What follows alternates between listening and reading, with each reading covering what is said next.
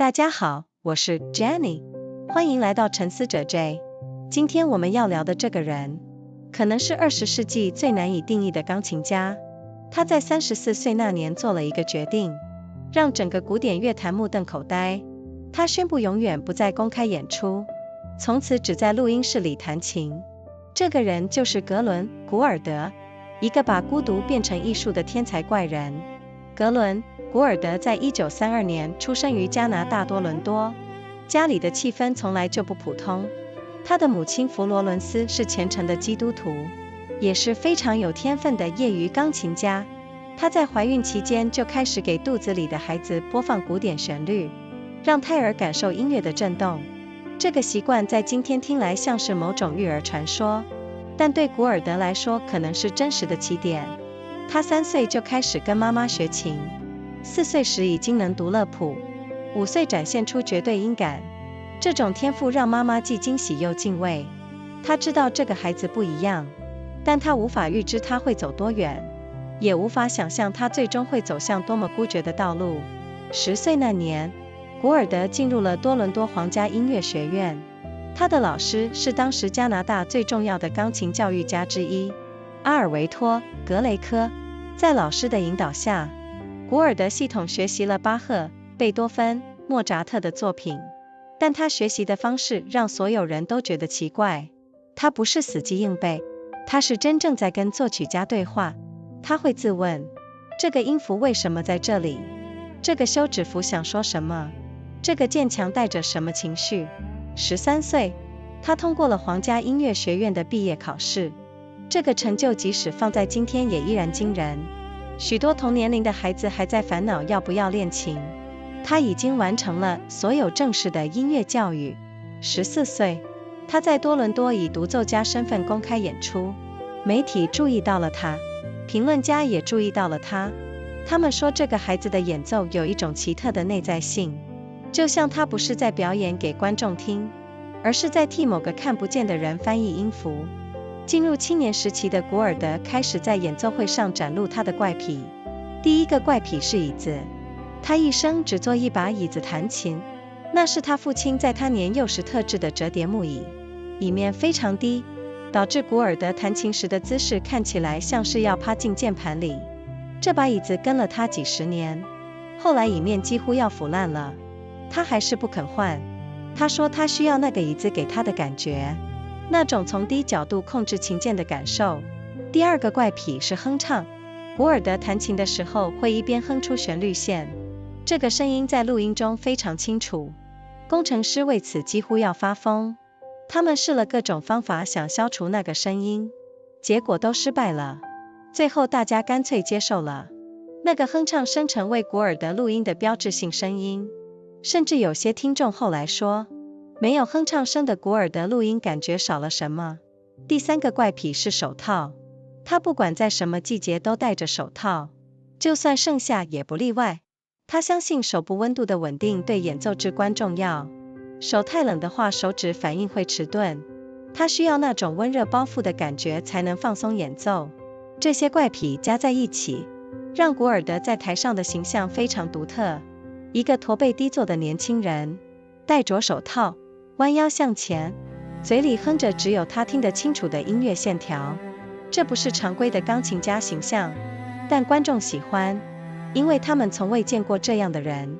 1955年，22岁的古尔德得到了一个改变命运的机会，哥伦比亚唱片公司邀请他录制一张唱片。对于一个几乎无人知晓的加拿大年轻人来说，这是极为罕见的机会。他选择了巴赫的哥德堡变奏曲，这个选择本身就令人吃惊。哥德堡变奏曲是巴赫最复杂的键盘作品之一，那个年代的演奏家普遍认为这首曲子太学术、太艰涩，不适合作为主流唱片的曲目。但古尔德有自己的想法，他认为这首曲子被误解了太久，他要用他的方式重新介绍它。录音过程本身就是一场传奇。古尔德进入录音室之前没有做太多说明，他坐下来，调整他那把低矮的椅子，戴上手套暖手，然后就开始弹了。技师们几乎被他的速度震惊。那个阿丽亚开头的句子，他处理得干净得像冬天早晨的空气，每个音符都是独立的，又都是相连的，完全不是那个年代流行的那种丰满圆润的演奏方式。唱片在1956年发行，立刻引发震动，乐评人分成两派，一派说这是他们听过最清晰最有知识深度的巴赫演奏，另一派说这个年轻人太冷淡，缺乏人情味。但不管哪一派，都无法否认古尔德的存在感。唱片销量出乎意料的好，对于古典音乐唱片来说，这几乎是个奇迹。接下来的几年，古尔德在北美和欧洲巡回演出，他的名声越来越大，在苏联的演出尤其令人难忘。1957年，他成为第二次世界大战结束后第一批受邀到苏联演出的西方音乐家之一。他在列宁格勒和莫斯科的演出场场爆满，观众对他的反应热烈的让随行的美国文化官员都感到意外。古尔德用音符做到了外交家用语言无法做到的事，他让两个意识形态截然对立的世界的人在同一个旋律下静下来。但在这些辉煌的表面之下，古尔德的内心在悄悄做出一个决定，他越来越不喜欢演奏会的形式，他不喜欢那种气氛。观众来看表演，他们期待某种戏剧性，某种炫技的惊喜，但古尔德认为音乐不是马戏。他说他上台演出的感觉越来越像被迫参与一场他不想玩的游戏。他开始计算他一生究竟在旅途中浪费了多少时间，在机场候机，在旅馆房间独坐，在陌生城市搭计程车。这些时间如果用来弹琴，或者用来思考音乐，不是更有意义吗？1964年，他在洛杉矶举办了一场独奏会，那是他最后一次公开演出。他当时31岁，等他正式宣布退出舞台的时候，已经是1964年底。他32岁，整个古典音乐界都震惊了。有人说他疯了，有人说他自毁前途，有人说他傲慢，说他轻视观众。但古尔德不在乎这些声音，他从来就不是一个活在别人眼光中的人。退出舞台之后的古尔德完全沉浸在录音室里，他把录音室当作他真正的演奏空间。在这个空间里，他可以控制一切，他可以要求重录某一个小节，可以调整收音麦克风的位置，可以让工程师用剪接的方式把不同时间录制的段落拼接在一起。对他来说，这不是作弊，这是艺术制作的一部分。就像一个画家可以涂抹修改画布上的颜色，他也可以用技术手段让每一个音符达到他心中最理想的状态。他开始大量录制各种作品，不只是他最擅长的巴赫，他录了贝多芬，录了西贝流士，录了理查·史特劳斯，录了亨德密特，录了斯克里亚宾。每一张唱片都带有他强烈的个人印记。有时候他的诠释极端到让人不知道应该赞叹还是摇头。比如他把贝多芬第三钢琴协奏曲的某个段落弹得出奇的慢，慢到几乎让旋律失去了平衡感。但你又没办法说他错，因为在那个缓慢中，你能听到贝多芬某种深层的悲伤，那是在正常速度下感受不到的东西。古尔德也是一个非常有趣的作家和广播人，他为加拿大广播公司制作了大量的广播节目。他写文章谈音乐，谈哲学，谈科技和文明的关系。他非常早就意识到录音技术和广播技术对音乐传播的革命性意义。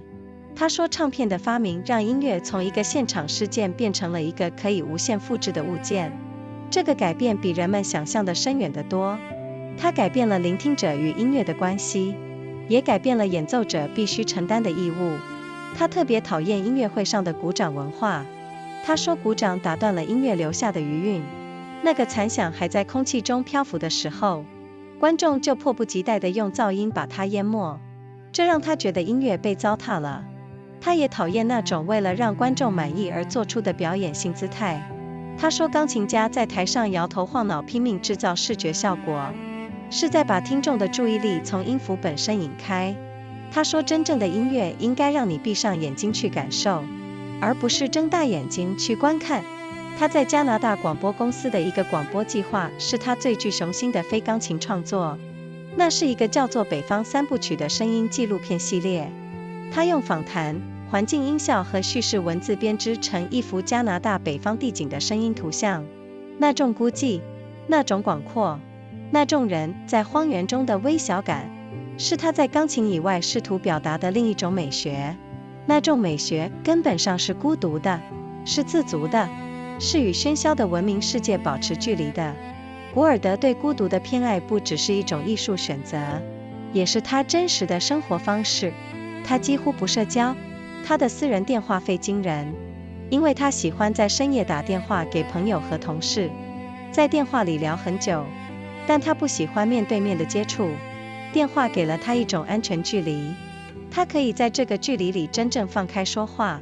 他终身未婚，他与几个女性有过深厚的友情，但他始终没有走进婚姻。他说他的生活方式不适合任何人与他共同居住，他的作息完全颠倒，他习惯在深夜工作，在清晨睡觉。他的公寓里有多台钢琴，他会在任何一个他突然有灵感的时刻坐下来弹琴，不管是凌晨2点还是早上6点。他的生活完全以音乐为轴心转动，其他一切都是附属品。他有严重的疑病倾向，他非常担心自己的健康，他服用大量的药物，包括各种维他命和处方药。他相信自己需要这些东西才能维持演奏状态。这个习惯让他的健康状况在中年之后急剧下滑。1981年，距离他退出舞台已经过了17年，古尔德做了一件让乐界再度震动的事。他重新录制了1956年那张让他成名的哥德堡变奏曲。同样的曲子，全然不同的诠释。1956年的版本充满青春的锐气，速度快，线条清晰，每个声部都像精密机器的齿轮一样咬合运转。那是一个22岁天才的宣言。我来了，我懂巴赫，我要让你们重新认识这首曲子。1981年的版本完全不同，速度慢了很多，情感的深度增加了，每个变奏之间仿佛有更长的呼吸间隔。那个开头的阿丽亚重新出现在结尾的时候，感觉不像回到原点，而像是走过了一条长路之后，带着所有的风霜重新站在那个熟悉的地方，看到的已经是完全不同的风景。这2个版本放在一起，就像一个人的青年日记和晚年回忆录，同样的文字，不同的重量。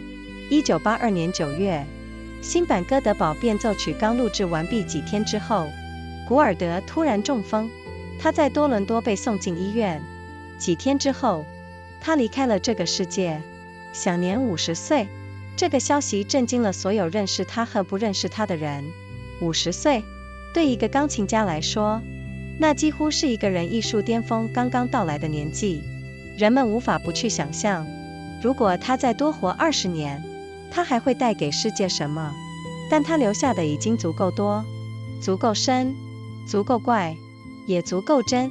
格伦·古尔德的遗产不只是那些唱片，虽然那些唱片本身就已经是人类音乐史上的宝藏，他真正留下的是一种态度，一种坚持。他告诉我们，艺术家有权利决定自己的创作方式，不管这个方式有多不符合社会的期待。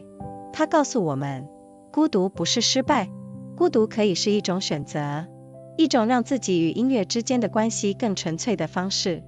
他也告诉我们，科技不是艺术的敌人，录音室不是音乐厅的替代品，它是另一种演奏空间，有自己的规则和可能性。古尔德比任何人都更早理解这一点。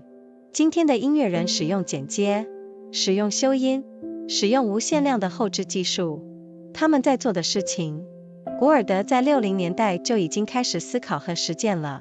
他也是第一个认真思考聆听者角色的古典音乐家。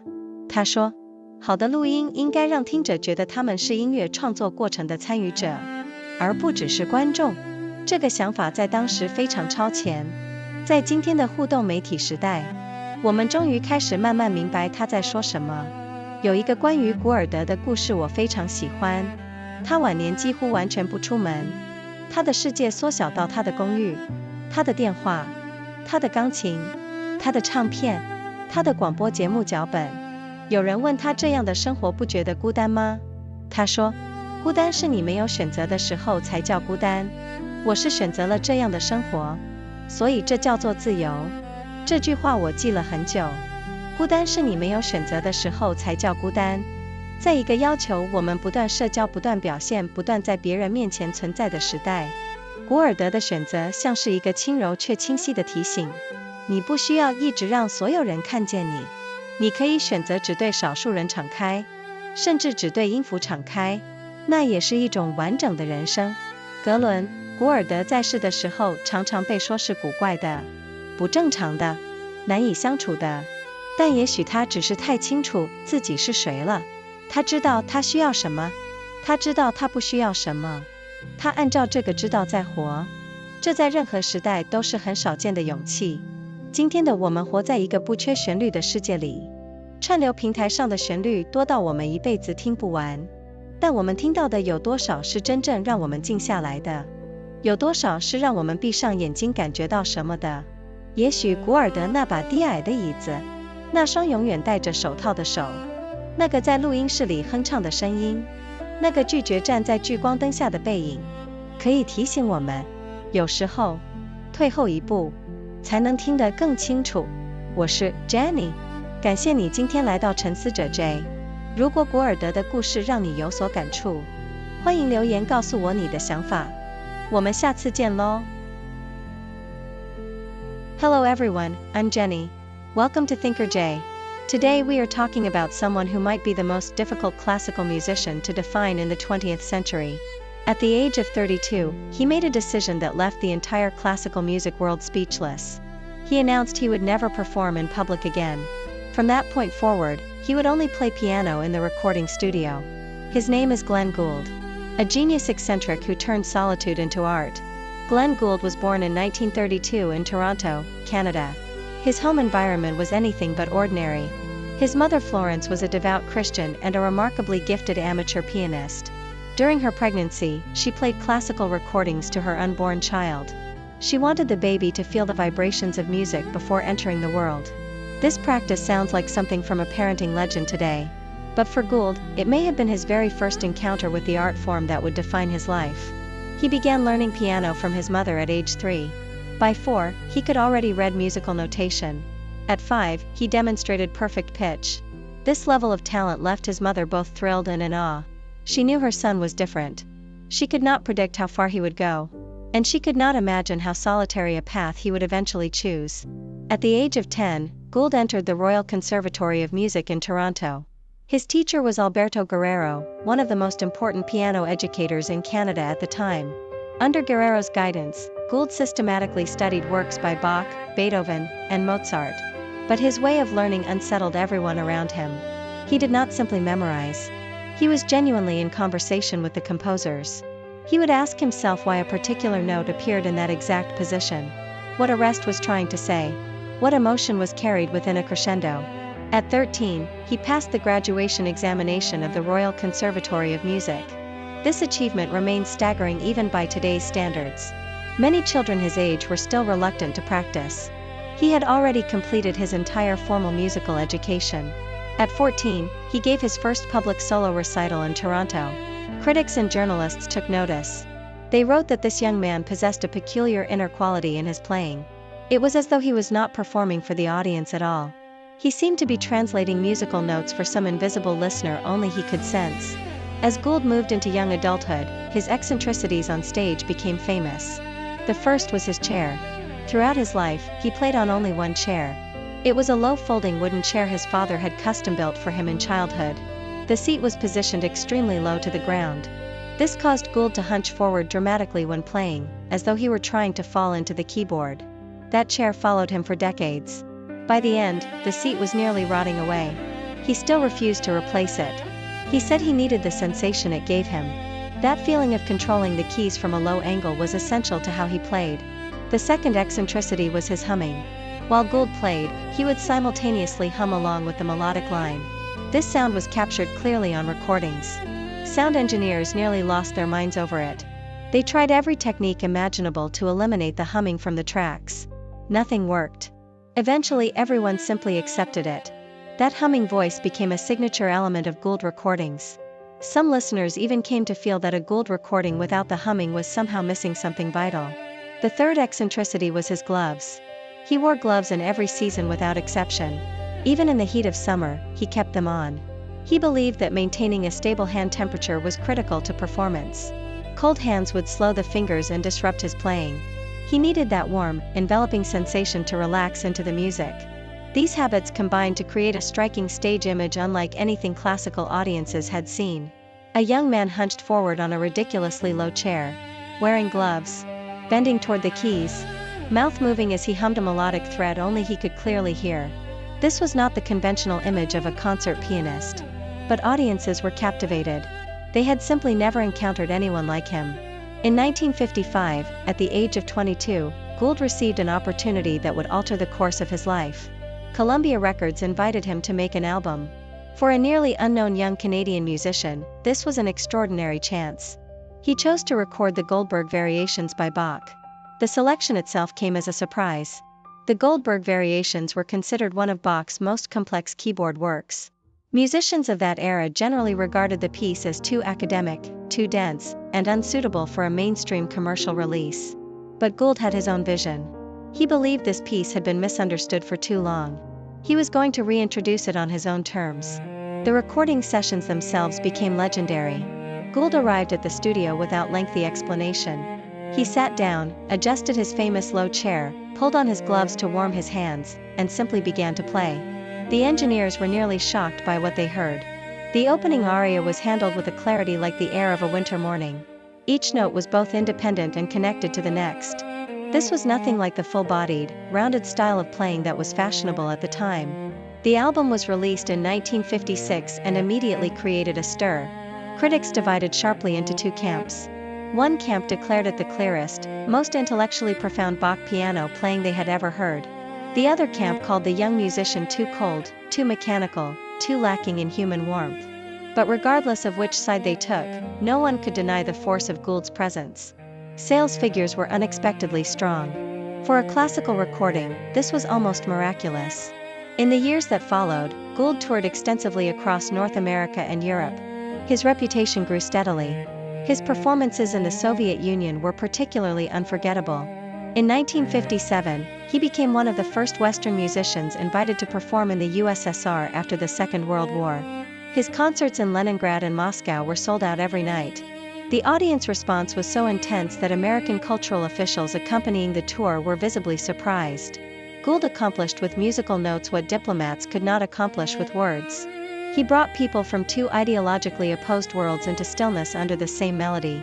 But beneath this glittering surface, Gould was quietly reaching a private conclusion. He was growing increasingly averse to the format of the concert hall. He disliked the atmosphere. Audiences came expecting a performance. They wanted drama, dazzle, and the thrill of technical display. But Gould believed music was not a circus act. He said that performing on stage increasingly felt like being forced to play a game he had no desire to join. He began calculating how much of his life was being consumed by travel. Waiting in airports. Sitting alone in hotel rooms. Taking taxis through unfamiliar cities. If he spent all that time playing the piano, or thinking about music, would it not be far more meaningful? In 1964, he performed at a solo recital in Los Angeles. That would be his final public concert. He was 31 years old at the time. By the end of 1964, when he formally announced his withdrawal from the stage, he was 32. The classical music world was stunned. Some said he was mad. Some said he was destroying his career. Some called him arrogant, accusing him of contempt for his audiences. But Gould was not interested in any of these opinions. He had never been a man who lived inside the judgments of others. After leaving the stage, Gould immersed himself entirely in the recording studio. He treated the studio as his true performance space. Within it, he could control everything. He could demand a retake of a single bar. He could reposition the recording microphones. He could ask the engineers to splice together passages recorded at different times into a seamless whole. To him, this was not cheating. It was part of the art of making music. Just as a painter can rework and revise the colors on a canvas, he could use technical tools to bring every note to the ideal state he heard in his mind. He began recording a vast range of works. Not only the Bach he was most celebrated for. He recorded Beethoven. He recorded Sibelius. He recorded Richard Strauss. He recorded Hindemith. He recorded Scriabin. Every recording bore the unmistakable mark of his personal vision. At times his interpretations were so extreme that listeners did not know whether to marvel or shake their heads. He once played a particular passage of Beethoven's Third Piano Concerto at a remarkably slow tempo. So slow that the melodic line seemed to lose its sense of forward motion. Yet you could not call it wrong. Because inside that slowness, you could hear a deep sadness in Beethoven that was simply not available at conventional speed. Gould was also a gifted writer and broadcaster.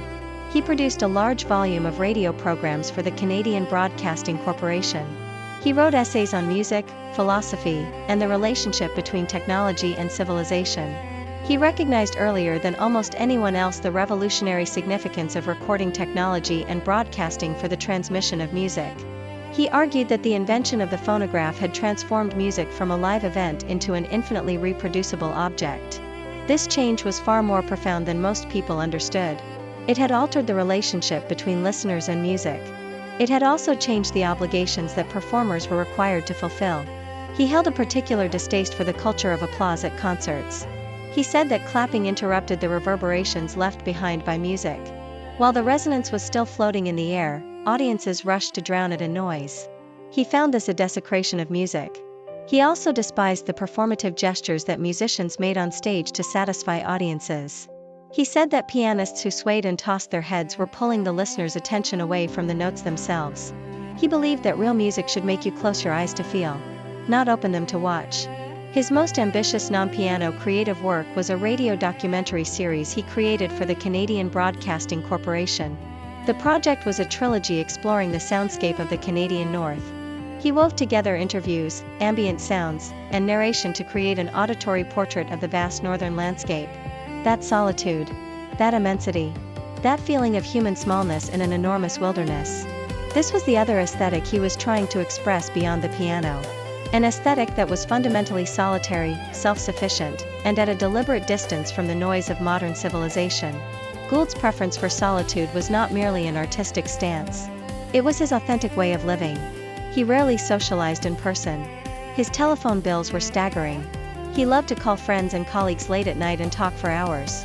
But he was uncomfortable with face-to-face contact. The telephone gave him a safe distance. From behind that distance, he could speak freely. He never married. He had deep friendships with several women throughout his life. But he never moved toward marriage. He said his way of living was not suited to sharing space with another person. His daily schedule was completely inverted. He worked through the night and slept through the morning. His apartment contained multiple pianos. He would sit down to play whenever inspiration struck, whether at 2 in the morning or 6 at dawn. His entire life rotated around music as its central axis. Everything else was secondary. He had serious hypochondriac tendencies. He worried constantly about his health. He took an enormous quantity of medications, including various vitamins and prescription drugs. He believed he needed them to maintain his capacity for performance. This habit contributed significantly to a rapid decline in his health during middle age. In 1981, 17 years after his withdrawal from public performance, Gould did something that shocked the music world once again. He returned to record the Goldberg Variations for a second time. The same piece, an entirely different interpretation. The 1956 recording was full of youthful sharpness. The tempo was brisk. The lines were clean and precise. Every voice moved like the gears of a finely calibrated machine. It was the declaration of a 22-year-old genius. I have arrived. I understand Bach. I am going to make you hear this piece anew. The 1981 recording was something else entirely. The tempos were considerably slower. The emotional depth had expanded. Each variation seemed to breathe with longer pauses between them. When the opening aria returned at the end of the piece, it did not feel like a return to the beginning. It felt like arriving back at a familiar place after a long journey, carrying the weight of everything encountered along the way. The view from the same spot was entirely different. Placed side by side, the two versions are like a person's diary from youth and their memoirs from late in life. The same words. A different gravity. In September 1982, just days after finishing the recording of the new Goldberg Variations, Gould suffered a stroke. He was taken to a hospital in Toronto. A few days later, he died. He was 50 years old. The news stunned everyone who knew him and many who had never met him. 50 years old. For a pianist, that is nearly the age when an artist's creative powers reach their full maturity. People could not help imagining what he might have given the world if he had lived 20 more years.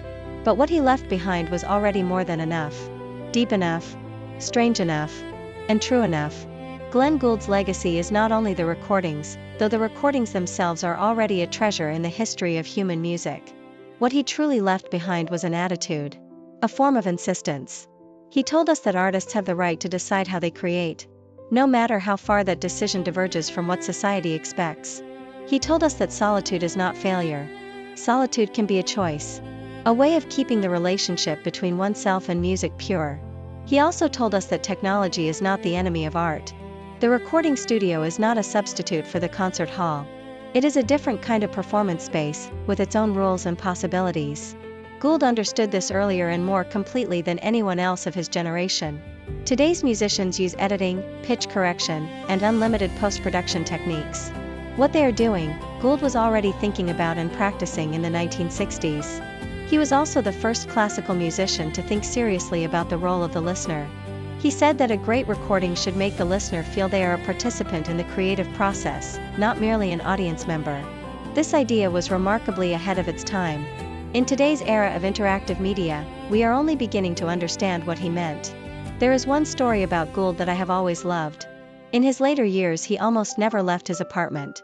His world had contracted to his home, his telephone, his pianos, his recordings, and the scripts for his radio programs. Someone once asked whether this kind of life felt lonely. He replied that loneliness only applies when you have no choice. I have chosen this life. So for me, it is called freedom. I have held on to that line for a long time.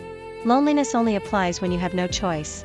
In an era that demands we constantly socialize, constantly perform, and constantly make ourselves visible to others, Gould's choice feels like a quiet but clear reminder. You do not need everyone to see you at all times. You can choose to open yourself only to a few, or even only to the notes themselves. That, too, is a complete life. During his lifetime, Glenn Gould was frequently described as strange, abnormal, and difficult to be around. But perhaps he simply understood himself with unusual clarity. He knew what he needed. He knew what he did not need. He lived according to that knowledge. That kind of self-knowledge requires a rare courage in any era. We live today in a world that is not short of melodies. Streaming platforms offer more music than any one person could hear in a lifetime. But how much of what we hear actually makes us go still? How much of it makes us close our eyes and feel something? Perhaps Gould's absurdly low chair, his perpetually gloved hands, his humming voice captured on recordings, and his silhouette turning away from the spotlight, can remind us of something. Sometimes, stepping back is how we learn to listen more clearly. I'm Jenny. Thank you for joining me today on Thinker J. If Glenn Gould's story moved something in you, I'd love to hear your thoughts in the comments below. See you next time.